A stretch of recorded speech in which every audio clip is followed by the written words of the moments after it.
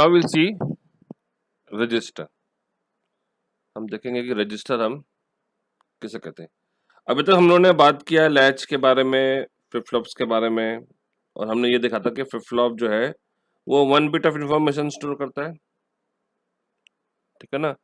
So you can say that flip flop stores a 1 bit of information. 2 bit store करना हो तब हम क्या करेंगे?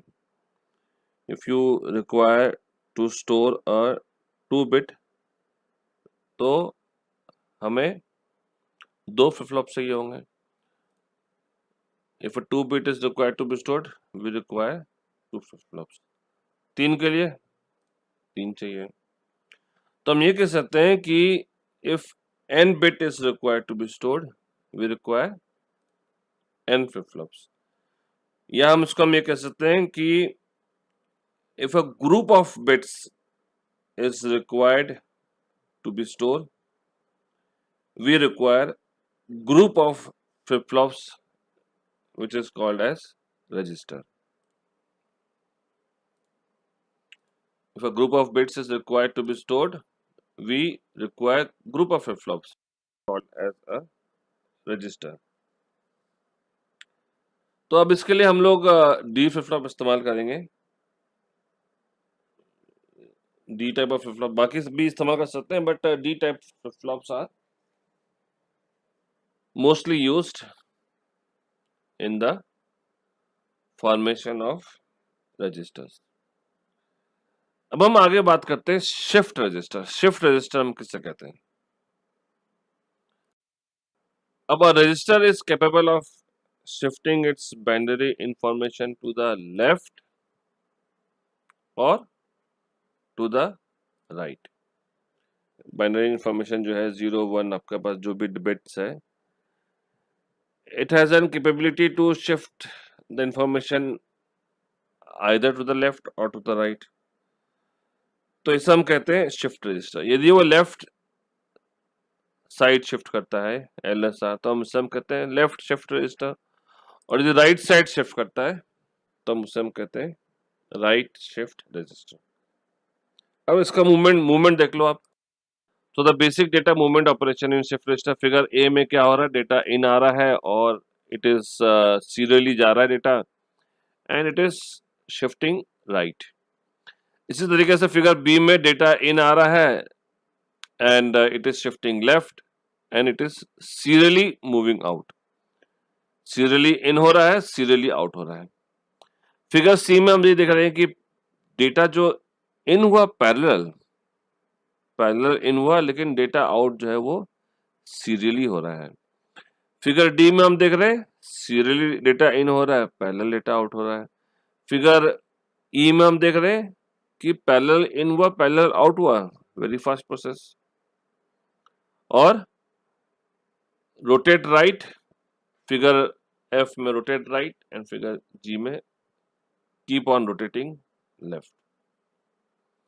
तो ये बेसिक मूवमेंट्स है। Next is storage capacity of A register. तो हम डी फ्लिप फ्लॉप इस्तेमाल करेंगे। इसमें हम ये देख, इस फिगर ए में और बी में this is a positive edge triggering. तो फिगर ए और बी और में और फिगर सी और डी में अंतर यह है कि ए और बी पॉजिटिव एज ट्रिगरिंग है और सी और डी नेगेटिव एज ट्रिगरिंग। मैंने पहले ही बताया था कि नेगेटिव एज ट्रिगरिंग के लिए हमें बबल शो करते हैं क्लॉक में, और आप ए और बी में देख सकते हैं कि क्लॉक जो आ रहा है डी फ्लिप फ्लॉप में, उसमें बबल नहीं है। तो ये अंतर होता है positive edge triggering and negative edge triggering में। अब फिगर ए और बी में आप ये देख सकते हैं कि पॉजिटिव एज ट्रिगरिंग में आपको आउटपुट यदि 1 है तो हाई जा रहा है, यदि 0 है तो वो लो जा रहा है। और उसी तरीके से फिगर सी और डी में जब नेगेटिव एज ट्रिगरिंग होगा, that means the clock is going from 1 to 0, तब आपका यदि 1 है तो 1 हो जाएगा और 0 है तो 0 हो जाएगा। Next, this is the graphically representation of एक general representation of a serial in, serial out and parallel in and parallel out. अब हम देखते हैं कि रजिस्टर्स को हम शिफ्ट लेफ्ट कर सकते हैं, शिफ्ट राइट कर सकते हैं। शिफ्ट अराउंड कर सकते हैं या बाई डायरेक्शनल कर सकते हैं। तो there are two ways to shift a data into register, serial है या पैरेलल। अब हमने पहले भी देखा था कि सीरियल इन सीरियल आउटकम कहते हैं SISO, and serial in parallel outcome SIPO कहते हैं, parallel in serial outcome PISO कहते हैं, और पैरेलल इन पैरेलल आउटकम आप PIPO कहते हो।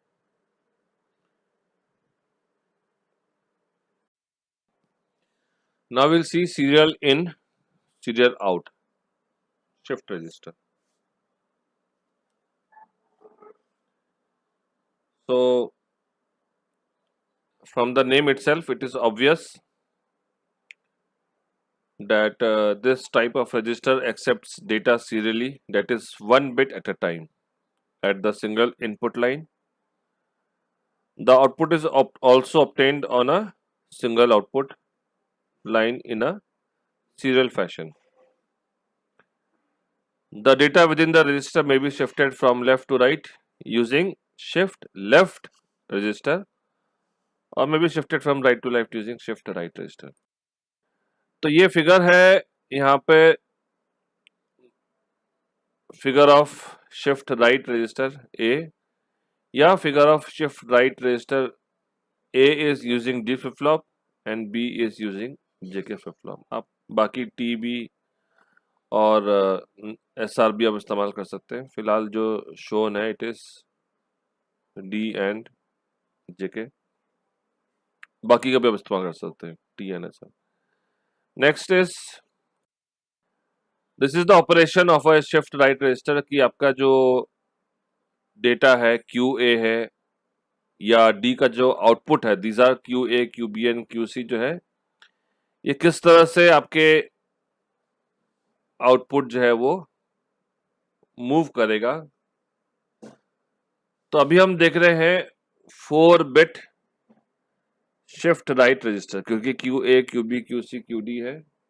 हम देखते हैं, वर्किंग देखते हैं पहले इसका किस तरीके से शिफ्ट राइट रजिस्टर मूव करता है। तो यहां पर ये फिगर है, लेफ्ट साइड में D इन जो है वो इनपुट है, Q0 जो है वो आउटपुट है। So we have inputs D in, Q3 is the output for the D flip flop, D3 flip flop. Again you have D2 as the input for flip flop 2, Q2 and so on.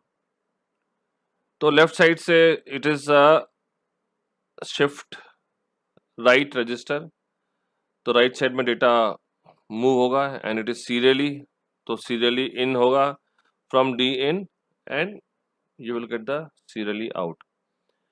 Bubbles हैं clock में, so it is a negative edge triggered, and clock is given common to all the 4 flip-flops. So it is a 4-bit right shift register. We start the working. तो ये इस तरह से data move करेंगे। Next is clock जब high जाएगा, तो फिलहाल 0 है, initially it is 0 and data is 1101। तो 1 लेफ्ट वाला MSB है, राइट वाला LSB, as you all know MSB and LSB। तो हमें क्लॉक 0 पे तो एवरीथिंग इज 0, इसका आउटपुट 0, इसका 0 इसमें जाएगा, इसका again 0 will enter here, this 0 will pass over here, this 0 over here, this 0 will go to D0 and this 0 will go to Q0, so no output is 0। Next clock हम high जब जाएगा, clock high जाएगा, आपके LSB 1 है, this 1 will enter here, ये clock high हो गया, this 1 will enter here in D3। D flip flop है, मेमोरी की तरह काम करता है ये, तो Q3 में 1 आ गया, and since clock is common to all, तो D2 उस समय 0 था, तो उसका बाकी सबके 0 है तो वो 0 हो जाएंगे. Next is, so this is the truth table for when clock is 1 or the clock is high. Next is, so it has taken one clock pulse, it has taken, which is written on the truth table. It has taken one clock pulse to move the data to Q3, our required data. Next is second clock pulse and 0, we will enter 0. अब पहले यहाँ पर Q3 पे 1 था तो this 1 will D2 पे आगे बढ़ेगा, ये Q2 पे, एंड बाकी सब 0 थे तो वो 0 हो जाएंगे. So this is for the second clock pulse. Third clock pulse में क्या होगा? Q3 का 0 जो है वो D2 पे आएगा, Q2 का 1 जो है वो D1 पे आएगा. इस तरह से आपके डेटा जो है वो सीरियली मूव करेंगे. अब D इन पे क्या आएगा? 1 आएगा, MSB का सेकेंड पार्ट आएगा, और ये सारे डेटा आप देखेंगे तो राइट शिफ्ट होगा. आप ट्रुथ टेबल पे भी देख सकते हैं. अब हम थर्ड क्लॉक पल्स देंगे. 1 एंटर हुआ, दिस 1 विल कम. यहाँ पर Q3 पे क्या था? 0 था, तो वो 0 आगे मूव करेगा. और Q2 पे पहले क्या था? आप पहले देख लीजिए, पहले वाले पावर पॉइंट पे वो 1 था, तो 1 आगे मूव करेगा. यहाँ पर 0 था तो 0. Next is this is the truth table for the third clock pulse. This 1 will move to Q3. यहाँ पर Q3 पे पहले क्या था? 1 था, तो वो Q2 पे चला जाएगा. Q2 पे पहले क्या था? 0 था, तो वो आगे बढ़ जाएगा. और Q1 पे पहले क्या था? 1 था, तो Q0 पे चला जाएगा. इस तरीके से आपका जो है हमने पूरा डेटा इन कर दिया है. 1101 आप देख सकते हैं सामने में. D इन पे D3 पे 1 है, D2 पे 1 है, D0 पे 1 है, D0 पे 1 है. लेकिन आउटपुट पे क्या आया है? हमें सिर्फ 1 आया है.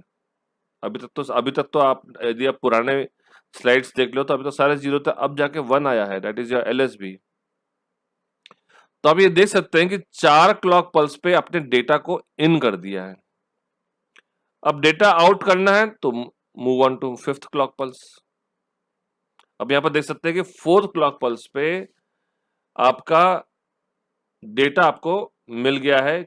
Q3, Q2, Q1, Q0 जो आपने टॉप में 1101 फीड किया था वो डेटा आ गया. Next is to retrieve the data. हमें जो है Q0 पे सारा डेटा चाहिए, दैट इज 1101. तो अब 1 आ गया, नेक्स्ट हमें 0 चाहिए, तो हम फिर आगे मूव करेंगे, फिर क्लॉक पल्स देंगे. अब यहाँ पर कोई डेटा है नहीं तो 0 हो गया.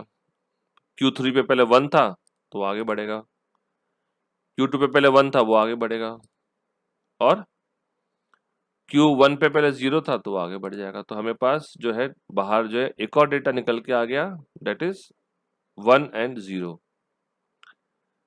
सिक्स क्लॉक पल्स देंगे तो ये हमारा Q0 पे 1 0 आ गया. सिक्स्थ क्लॉक पल्स देंगे हम,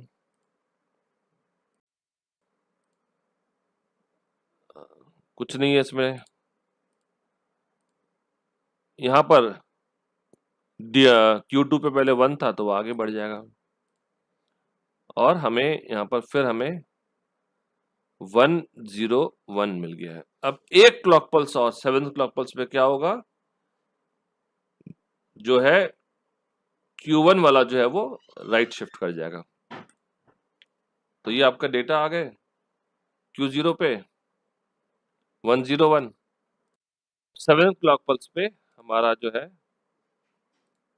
तो सेवेंथ क्लॉक पल्स पे आपका जो डेटा है वो फाइनली Q1 वाला वो बाहर आ जाएगा. Q1 पे 1 था तो वो D0 पे आ जाएगा, and finally you have the data. Full data has been retrieved तो आपने ये देखा कि सेवन क्लॉक पल्स में आपके पास फुल डेटा आ गया। तो इसका मतलब यहाँ पर क्या हुआ, आप देख सकते हैं कि फोर क्लॉक पल्स लगा हमें डेटा इन करने में, और 3 क्लॉक पल्स और लगे डेटा को आउट करने में। So this is your data eight Q0। So you require fourth clock pulse पे आपका डेटा हमने इन कर दिया, तो जितना डेटा होगा उतने क्लॉक पल्स लगेंगे। यदि 5 डेटा होंगे तो 5 क्लॉक पल्स लगेंगे। सो n bit data या n clock pulse is required for n bit of data, and to retrieve the data you require a n minus 1 clock pulse। तो ये हमारा रिट्रीव है, ये है retrieve data retrieve 3 clock pulse, ये है 5 6 7 पे हमारा n minus 1 हमें डेटा आ गया। This is your shift right register का ये वेव फॉर्म है ये, और आप देख सकते हैं यू हैव 1 1 0 1। ABCD को आप 1 0 1 2 3 लिख सकते हो।